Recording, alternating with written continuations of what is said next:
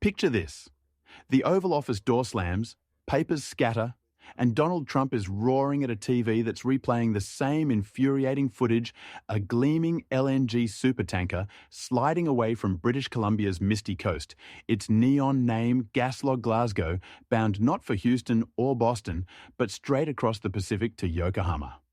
In less time than it takes to tweet, the White House hammers a 10 tariff on every Canadian energy molecule crossing into the States. But guess what? The ship is already beyond US reach. And so is the leverage. That single voyage on June 30th, 2025, marks what analysts now call North America's great energy uncoupling.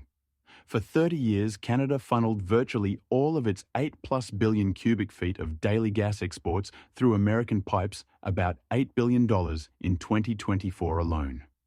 Washington held the valve. Ottawa swallowed the discounts, the policy yo-yos, the perpetual tariff threat. Then Canada dropped $40 billion on a bet called LNG Canada, a Shell-led megaplant in Kitimat that chills gas to 162°C, shrinks it 600-fold, and loads it straight onto ocean tankers, no US detour, no permission slip. The irony could power a small grid. For years, Washington begged allies to loosen Beijing's grip on Russian gas, even cheering Ottawa to build export capacity. Now that capacity is firing up, but the cargoes are sailing right past American ports, and the Oval Office is in full meltdown. Timing couldn't sting more.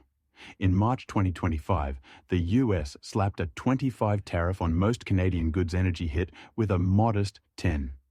Days later, Japan announced it would boost LNG purchases by 20 million tonnes a year starting 2026. Kitimat's maiden load?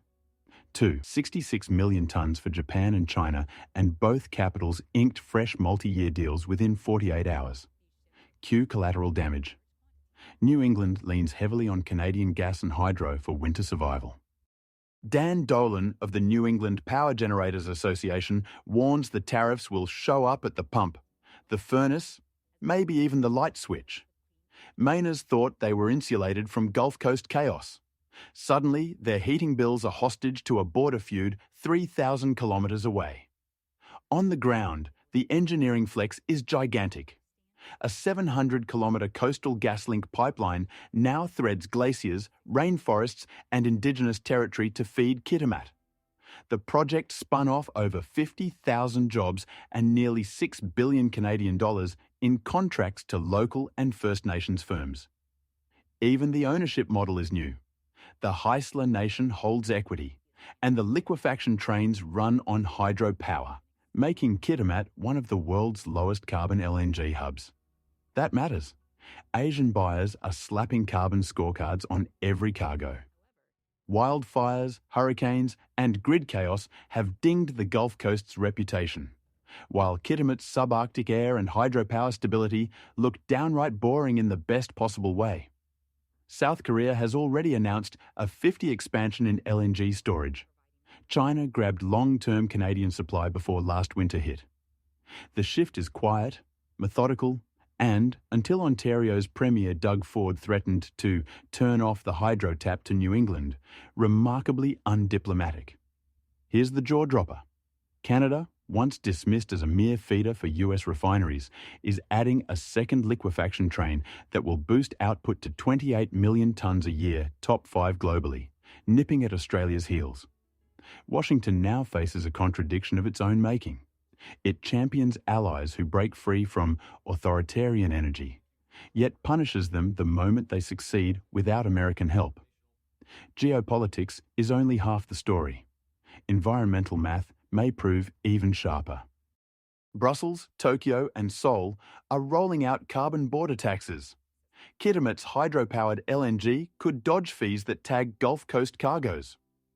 Reuters calls Canada's Scope 1-2 emissions among the world's lowest. The twist?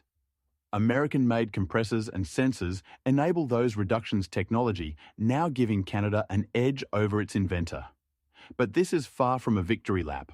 Phase 2 needs another 15 billion Canadian dollars, stricter methane monitoring, and expanded pipe capacity right as interest rates bite. Slip up and environmental groups, Indigenous partners, and wary Asian buyers will pounce. It's no longer just about gas, Bloomberg's Julian Lee warns. It's about selling trust. Competition is heating too. Qatar's North Field expansion will crank capacity past 126 million tonnes. 6 new US Gulf terminals tout cheap flexible deals. New players in Mozambique and Cyprus whisper, "We'll build faster, cheaper, looser." Canada's edge political stability, hydropower, Indigenous equity, transparent courts is precious but perishable. Even sea lanes are rewriting themselves. Drought-stricken Panama Canal? Irrelevant. Kitimat's Pacific shortcut chops Asia transit in half 20 days down to 10 cutting emissions and risk in one slice. For Japan, juggling a shaky nuclear fleet and Paris Agreement promises, that predictability is gold. At home, critics shout hypocrisy. How can a climate-friendly government bankroll new fossil fuel exports? Ottawa's answer: LNG is a bridge fuel. Someone will sell it better, the cleanest possible supplier.